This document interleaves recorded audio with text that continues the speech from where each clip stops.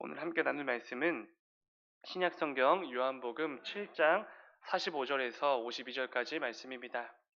신약성경 요한복음 7장 45절부터 52절까지의 말씀입니다. 신약성경 157페이지에 있습니다.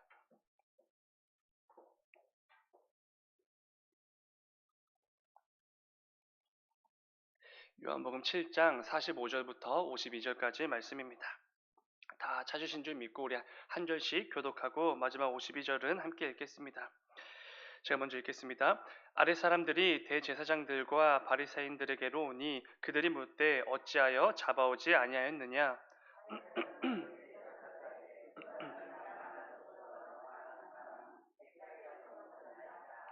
바리새인들이 대답하되 너희도 미혹되었느냐.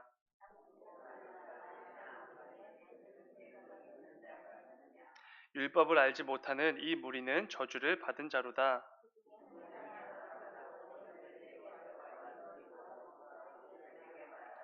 우리 율법은 사람의 말을 듣고 그 행한 것을 알기 전에 심판하느냐.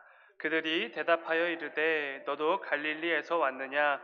찾아보라, 갈릴리에서는 선지자가 나지 못하느니라 하였더라. 아멘. 잠시 기도하겠습니다. 사랑해 주님 감사합니다.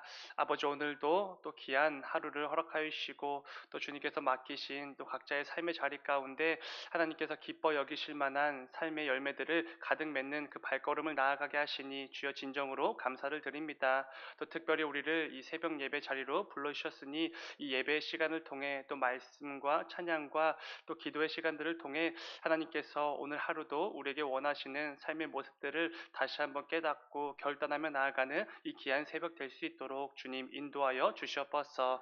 주님 감사합니다. 거룩하신 예수님의 이름으로 기도드렸습니다. 함께 읽은 말씀을 가지고 성도다운 삶, 이런 제목으로 함께 말씀을 나누도록 하겠습니다. 군대에서는 저녁마다 점호를 하게 됩니다.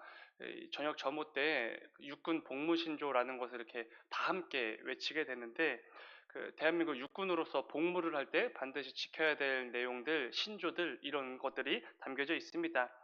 총 4개의 신조가 있는데 그 가운데 세 번째 신조를 보면 이런 내용이 있습니다. 상관의 명령에 복종한다. 이것을 이렇게 매일 저녁마다 다 같이 외치고 잠을 자는 것입니다.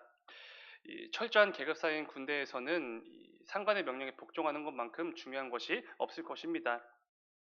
그런데 이 문제가 하나 있는데 이 신조, 세 번째 신조에는 치명적인 약점이 있다는 겁니다. 무엇이냐면 아무리 불합리하고 잘못된 명령이라고 해도 상관이 명령을 내리게 되면 그 명령에 복종해야 된다라는 부분입니다. 이게 상관의 명령에 복종하는 건 꼭 필요한 시스템이지만 이런 치명적인 약점이 있는 것입니다. 근데 여러분, 가끔씩 이 부당한 명령을 내리는 그 상관의 명령에 불복하는 이 부하들이 종종 등장하게 됩니다. 불합리하다고 잘못된 명령이라고 목소리를 내는 것이지요. 그럼 여러분, 그 부하는 어떻게 될 것 같으십니까? 잘못된 점을 잘 찾아냈다고, 너 때문에 이 부대가 발전하게 됐다고 이런 칭찬과 포상이 주어지게 되겠습니까? 절대로 그렇지 않습니다. 안타깝지만 온갖 불이익을 당하게 됩니다. 또 사람들로부터 오히려 안 좋은 시선도 받게 되지요. 불합리해도 상관이 내린 명령이면 복종하는 게 군인이지, 이러면서 동료들에게로부터도 따돌림을 당하는 것이 군대의 현실입니다. 제가 군대를 참 좋아하지만 이런 안 좋은 부분도 분명히 있지요. 그런데 우리가 오늘 함께 나눌 이 본문 말씀에는 이런 상황에 직면한 여러 사람들이 등장하는 것을 보게 됩니다. 오늘 본문에는 크게 두 부류의 사람들이 등장하고 있습니다. 한 부류는 예수님을 잡아 죽이기 위해 혈안이 된 종교 지도자들이고, 또 한 부류는 그들의 명령을 받고 예수님을 잡으러 출동했던 그의 부하들입니다. 특별히 본문 45절을 보면은 이렇게 시작이 됩니다. 아랫 사람들이 대제사장들과 바리새인들에게로 오니 그들이 묻되 어찌하여 잡아오지 아니하였느냐, 이렇게 시작이 됩니다. 그러니까 종교 지도자들이 아랫 사람들을 시켜 예수를 잡아오라고, 체포해 오라고 명령을 내린 것입니다. 그런데 어찌된 일인지 그 아랫 사람들이 윗사람들의 명령을 분명히 받았음에도 불구하고 예수님을 잡아오지 않았던 것입니다.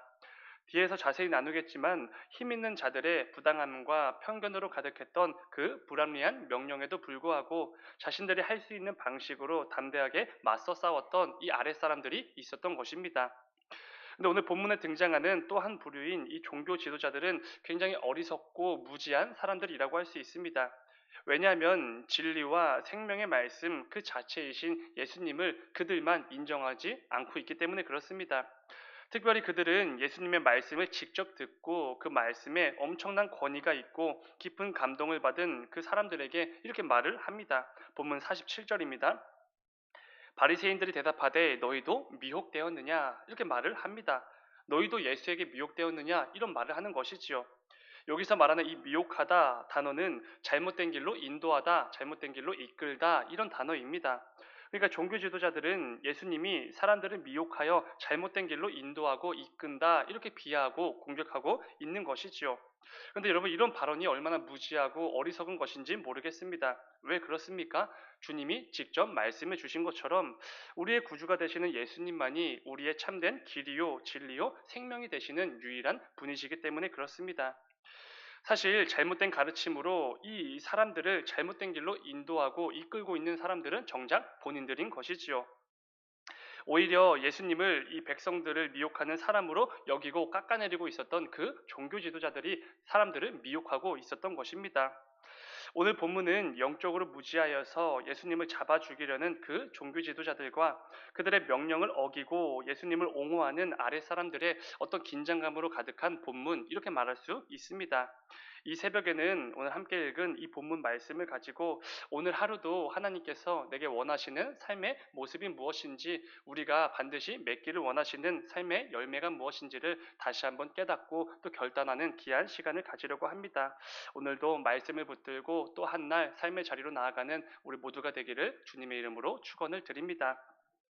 본문 45절을 다시 한번 읽어보면 이렇습니다. 아랫사람들이 대제사장들과 바리새인들에게로 오니 그들이 묻되 어찌하여 잡아오지 아니하였느냐.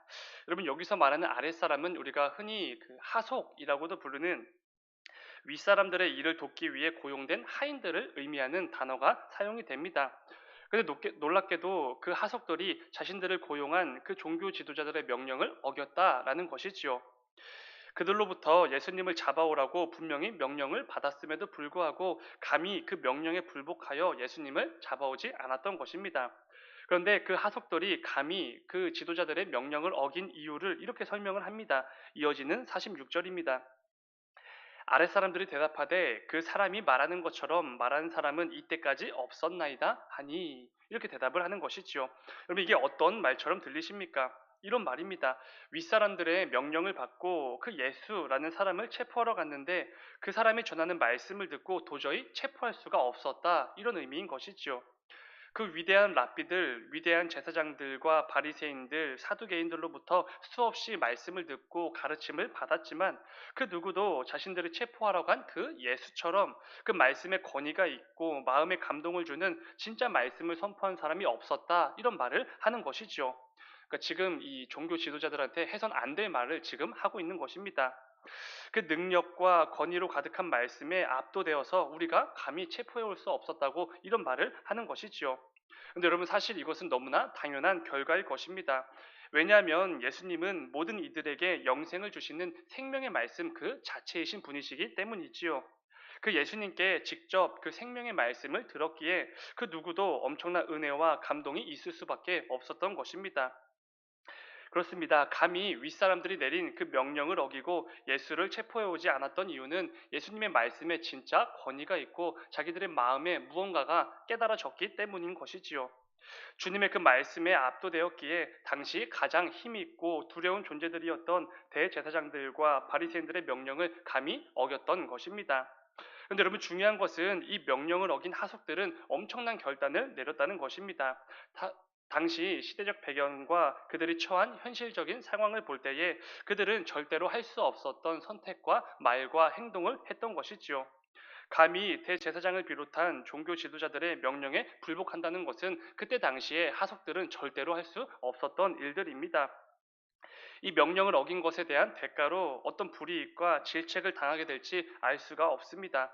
이로 인해 벌어지게 될 현실적인 문제들도 정말로 많았을 것입니다. 그런데 그럼에도 불구하고 예수님의 말씀을 통해 무언가를 깨닫고 얻게 된 이 하속들은 너무나 담대하게도 눈앞의 현실과 상황들을 뛰어넘어서 자신들에게 얼마든지 불이익을 줄 수 있는 그들의 명령에 불복종했던 것이지요. 그런데 여러분 오늘 본문 말씀을 보면은 이 하석들 외에도 종교 지도자들의 그 불합리한 명령에 맞서 싸운 또 한 사람이 등장하는 것을 보게 됩니다. 우리가 잘 알고 있는 니고데모라는 사람입니다. 이 사람은 사내들인 공회의 회원이었지요. 요한복음 3장에서 그 밤에 몰래 예수님을 찾아와 영생에 대해서 물었던 그 사람입니다. 본문 50절과 51절을 보면 이렇게 말씀합니다. 그 중에 한 사람 곧 전에 예수께 왔던 니고데모가 그들에게 말하되 우리 율법은 사람의 말을 듣고 그 행한 것을 알기도 전에 심판하느냐. 니고데모가 예수님을 잡아 죽이려고 혈안이 된 같은 사내들인 공회 회원들에게 이렇게 말하는 것입니다. 예수라는 사람이 설령 진짜 잘못을 했더라도 일단 그자의 말을 들어보고 그자가 행한 잘못들을 하나하나 따져봐야 되는 거 아닙니까? 이렇게 말을 하는 것이죠.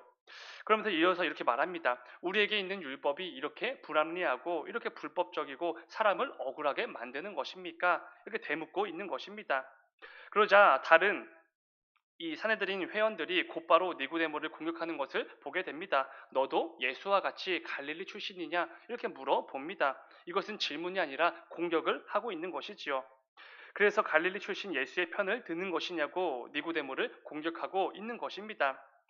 니고데모 역시 앞서 나눈 하석들처럼 지금 예수님 편을 들고 예수님을 옹호하면 분명히 불이익을 당하게 될 것 잘 알고 있었을 것입니다. 그런데 그럼에도 예수님 편을 들면서 종교 지도자들의 잘못을 지적하고 있는 것이지요. 니고데모라는 사람 역시 현실적으로 많은 어려움과 문제가 생길 것 뻔히 보였지만 자신이 만나고 대화를 나누었던 그 예수님이 뭔가 특별하고 다른 분이심을 분명히 알았기에 굉장히 담대하고 소신 있게 지도자들에게 말하고 행동하고 있는 것입니다. 사랑하는 여러분, 오늘 말씀을 통해 나눈 지도자들의 명령에 불복한 그 하석들, 그리고 지도자들의 잘못을 과감하게 지적했던 그 니고데모의 모습을 통해 우리의 삶을 점검해 볼 수 있어야 할 것입니다. 오늘날 우리가 살아가는 이 시대에도 이들이 직면한 현실과 문제들이 넘쳐납니다. 하나님 말씀에 순종하여 그분의 거룩한 백성답게 말하고 행동하고 선택하며 사는 게 도저히 현실적으로 불가능해 보이는 이 시대가 되어버렸습니다. 현실과 믿음 둘 중에 하나를 선택해야만 하는 그 상황들에 직면했을 때 나는 과연 성도로서 무엇을 선택하고 어떤 말을 내뱉고 행동하며 살아가고 있는지 점검해 보아야 한다는 것이지요. 안타깝지만 우리는 대부분의 경우 오늘 본문에 등장하는 담대한 선택과 결단을 했던 그들의 모습과는 정반대일 때가 정말 많을 것입니다. 나에게 임한 하나님의 말씀을 잠시 미뤄두고 이 세상의 가치와 기준을 좀 먼저 따져보고 세상 사람들의 시선과 인정을 먼저 신경 쓰고 이 세상의 판단들을 먼저 앞두어 신경 쓰며 살아갈 때가 많다는 것이지요. 물론 오늘 말씀에 그 하석들과 니고데모처럼 담대하게 살아가는 것이 정말로 쉽지 않은 이 시대가 되어버린 것은 당연한 사실입니다. 그러나 우리는 너무나 쉽게 하나님의 말씀에 불순종하고 현실을 이렇게 앞서서 들먹이면서 어쩔 수 없다고 너무 쉽게 포기하고 있지는 않은지 반드시 점검해 보아야 할 것입니다. 그럴 때마다 오늘 말씀을 붙들고 하석들과 니고데모의 모습을 기억할 수 있어야 하는 것이지요. 하석들도 당연히 쉽지 않았습니다. 감히 대제사장들과 지도자들의 명령을 어기는 거 절대로 쉽지 않았지요. 이것은 사실상 불가능한 일을 이들이 행한 것입니다. 니고데모 역시 유대인 최고기관인 사내들인의 회원으로서 그 사내들인의 의견에 반대표를 던지면서 그들의 잘못을 지적하는 거 절대로 쉬운 일이 아니었습니다. 이들은 엄청난 내적 갈등이 있었을 것이고 얼마든지 현실과 타협할 수도 있었을 것입니다. 그러나 그 가운데 불합리하고 옳지 않다는 것을 알았기에 과감하고 담대하게 지도자들의 명령에 불복했던 것이지요. 우리 역시 삶 속에서 이런 영적인 싸움들을 매일같이 치르고 있을지도 모릅니다. 중요한 것은 그 가운데 예수님께서 나에게 원하시는 모습이 무엇인지를 기억해야 한다는 것이지요. 내가 어떤 말과 행동과 선택을 할 때 주님께서 기뻐하실지를 신경 써야 한다는 것입니다. 내가 어떻게 살아갈 때 이 세상이 나를 인정해 주는지, 나를 이상하게 쳐다보지 않는지 이런 부분들을 우선적으로 신경 쓴다면 우리는 절대로 성도답게 살 수가 없다는 것이지요. 사랑하는 여러분, 오늘 말씀을 기억하시면서 이 땅을 살아가는 동안에 내가 어떤 말과 행동을 할 때, 또 어떤 선택을 하며 살아갈 때 우리 주님께서 기뻐하시며 나를 칭찬해 주실지 이것을 우선적으로 생각하며 살아가는 우리 모두가 되기를 축원을 드립니다. 이를 통해 삶 속에서 일어나는 모든 영적 싸움에서 매일같이 습관처럼 너무나 쉽게 넘어지고 무너지는 것이 아니라 오히려 담대하게 나아가 그 가운데 승리함으로 성도다운 삶을 살아내는 저와 여러분이 되시기를 주님의 이름으로 축원을 드립니다. 잠시 기도하겠습니다. 사랑의 주님, 아버지 오늘 말씀을 통하여서 눈앞의 현실과 그 어려운 문제들 앞에서도 담대하게 행동하고 말하고 선택하며 살아냈던 이 하석들과 니고데모의 모습을 살펴보았습니다. 아버지 이들의 담대함이 우리들에게도 있을 수 있도록 주님 인도하여 주시옵소서. 우리가 이 땅을 살아가는 동안 현실과 타협하고 하나님 말씀을 뒤로 한 채 살아갈 때가 얼마나 많은지 모릅니다. 그러나 그때마다 이 세상을 먼저 신경 쓰는 것이 아니라 세상 사람들의 시선과 판단을 먼저 염두에 두는 것이 아니라 하나님께서 나에게 뭐라고 말씀해 주시는지 주님께서 나의 어떤 모습을 기뻐하실지를 먼저 생각하고 염두에 두며 살아가는 우리 모두가 될 수 있도록 주님 인도하여 주시옵소서. 이를 통해 오늘 하루도 그리고 남은 그 신앙의 여정 가운데서도 우리 주님께서 기뻐 여기시며 안아주시고 칭찬해 주시는 성도다운 삶을 모두 살아낼 수 있도록 인도하여 주시옵소서. 주님 감사합니다. 거룩하신 예수님의 이름으로 기도드렸습니다. 아멘.